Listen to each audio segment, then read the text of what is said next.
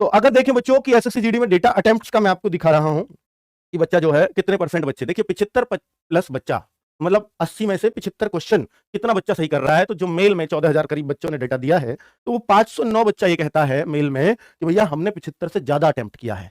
Female में यही बच्चा कहती है कि भैया 28 फीमेल कहती हैं, यानी 2.15% फीमेल और 4% मेल, यानी जो बच्चे एग्जाम दे रहे हैं उनमें से 4% बच्चा 75 प्लस अटेम्प्ट करके आ रहा है, जो खतरनाक भी हो सकता है।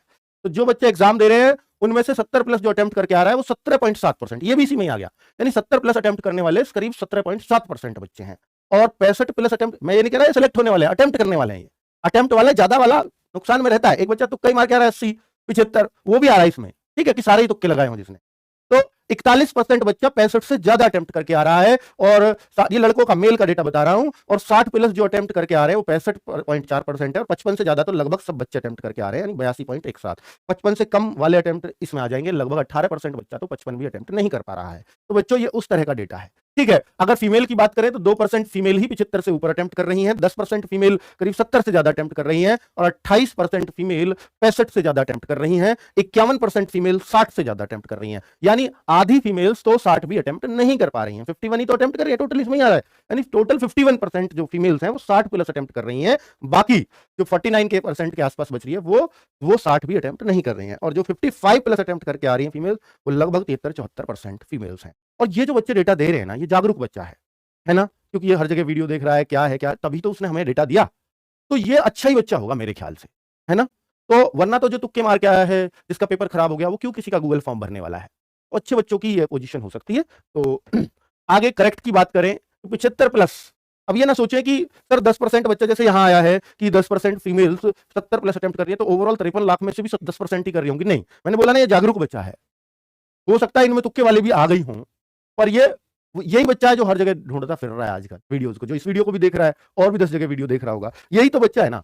चलिए, अगर मैं देखूं कि एसएससी जीडी का जो डेटा है, जो करेक्ट बच्चे ये दावा कर रहे हैं कि मेरे 75 प्लस करेक्ट हैं, ऐसे 0.1% बच्चा दावा कर रहा है कि मेरा 75 प्लस करेक्ट होंगे। अब मैं करेक्ट का डेटा बता रहा हूं, अटेम्प्ट का नहीं।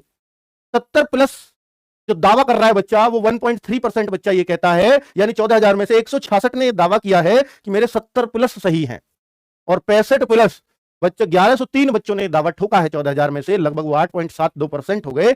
1103 बच्चों ने दावा ठोका है कि मेरे 65 प्लस सही हैं, और 60 प्लस सही कहने वाले बच्चे 3806 हैं, और 55 प्लस सही कहने वाले बच्चे 7382 बच्चे हैं, ठीक है। अगर मैं देखूं तो फीमेल्स में से देखूंगा, ये टोटल फीमेल्स 4 फीमेल्स ही कह रही हैं, जितनी भी फीमेल्स थी उनमें से, कि 75 प्लस मेरे सही है, और 12 फीमेल्स कहती हैं कि मेरे 70 प्लस सही है, यानी वो % आपको दिख ही रहा है। तो 65 प्लस का दावा ठोकने वाली लगभग 65 महिलाएं हैं, तो 4% जो भी टोटल जिन लड़कियों का डेटा है उनमें से, ठीक है, उनमें से ये सारी 4% में आ जाएंगी, 4.8 में। 60 प्लस सही कहने वाली इतनी लड़कियां हैं, 55 प्लस सही कहने वाली 585 लड़कियां हैं, ठीक है। तो ये आपको एक डेटा, जो भी आपने गूगल फॉर्म भरा था उसको कंपाइल करके जो भी हमने उसमें से बेस्ट कंक्लूजन निकाला वो आपके सामने रख दिया।